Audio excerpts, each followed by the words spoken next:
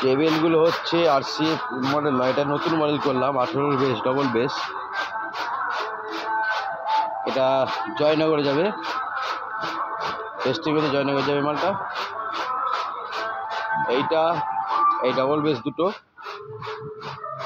জয়নগর যাবে। এগুলো আচ্ছা 12 টপ হচ্ছে, এগুলো 12 টপ, এটা হাত ভা দেওয়ার জন্য। এই ডবল বেস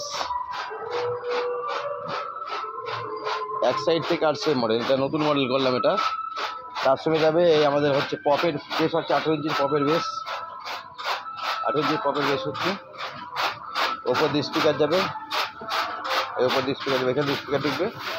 এটা হচ্ছে এই পপের বেস, 18 ইঞ্চির পপের বেস, এই কাটিং করা আছে।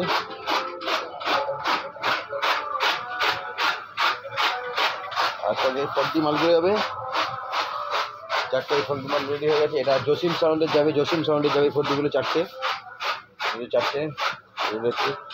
এগুলো আমাদের র নেট 9/6 যেগুলো হবে তার সানমাইয়ের কাজ শুরু হবে। এই সানমাইয়ের চলে এসছে, তো এগুলো আমাদের টেস্টিং হয়ে পড়ে আছে।